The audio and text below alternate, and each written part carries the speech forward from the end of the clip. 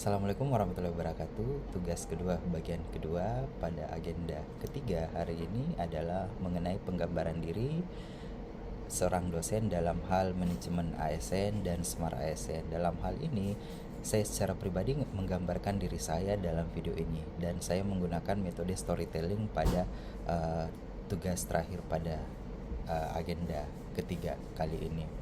Perkenalkan, nama saya Muhammad Yusuf, dosen Universitas Negeri Jakarta, peserta Latsar CPNS 2024, Kementerian Pendidikan, Kebudayaan, Riset, dan Teknologi.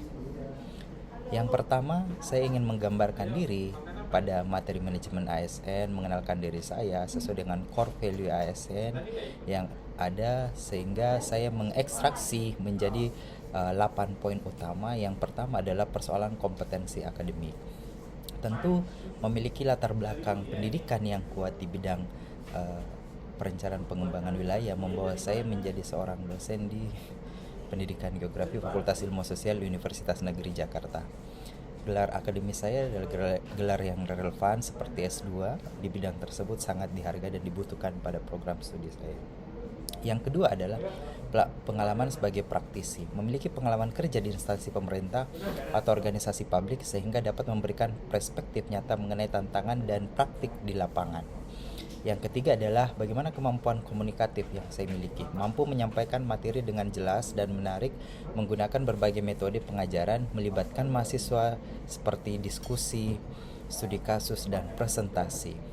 Serta yang keempat adalah bagaimana pemahaman saya tentang regulasi itu sendiri, menguasai berbagai regulasi dan kebijakan terkait manajemen ASN, termasuk peraturan tentang pengangkatan, promosi, dan pengembangan karir ASN, khususnya sebagai seorang dosen. Yang kelima adalah bagaimana sih pendekatan interdisipliner, menyadari bahwa manajemen ASN melibatkan berbagai disiplin ilmu, termasuk hukum, ekonomi, sosiologi, serta mampu mengintegrasikan pengetahuan tersebut dalam bentuk pengajaran, karena ini adalah bagian dari ilmu sosial yang harus dikuasai oleh semua kalangan akademisi.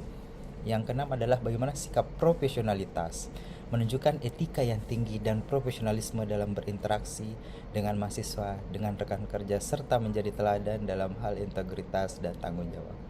Yang ketujuh adalah saya menggambarkan diri saya pada fokus pengembangan karir, mengedukasi mahasiswa tentang pentingnya pengembangan diri dan karir ke depan, termasuk saya sebagai seorang ASN, dosen, termasuk untuk bagaimana mengembangkan diri melalui pelatihan, sertifikasi, dan peningkatan kompetensi ke depan.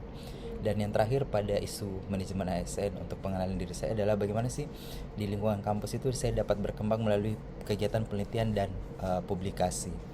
Aktif dalam penelitian berkaitan dengan manajemen ASN dan berkontribusi melalui publikasi, jurnal ilmiah internasional, seminar, dan konferensi yang baik dilakukan internal kampus maupun dilakukan oleh eksternal kampus. Dengan karakteristik ini, saya sebagai seorang dosen tentu mengenai manajemen ASN tidak hanya berperan sebagai pengajar, tetapi juga sebagai mentor yang membantu mahasiswa memahami tentang dan peluang karir sebagai seorang ASN. Poin berikutnya yang saya gambarkan sebagai seorang dosen untuk pengenalan diri saya adalah bagaimana sih Smart ASN pada diri saya sendiri.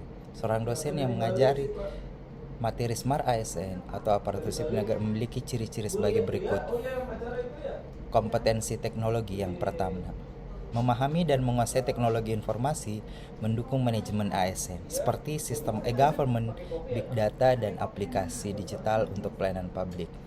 Yang kedua adalah bagaimana bersikap inovatif dan kreatif, mendorong penggunaan metode pembelajaran yang inovatif seperti pembelajaran berbasis proyek dan penggunaan simulasi untuk meningkatkan pemahaman mahasiswa tentang praktik Smart ASN dan lingkungan kampus. Tiga adalah bagaimana kemampuan analitis, mampu menganalisis data dan informasi terkait kinerja ASN, serta menggunakan pendekatan berbasis bukti untuk membuat keputusan yang lebih baik dalam manajemen ASN.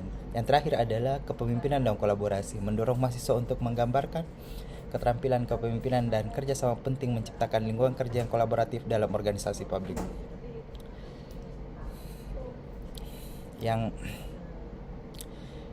kelima berikutnya adalah persoalan sosial edukasi, aktif dalam sosialisasi edukasi tentang pentingnya transformasi digital di instansi pemerintah dan kampus-kampus, termasuk manfaat dan tantangan yang akan dihadapi ke depan. Karena ke depan adalah arus globalisasi.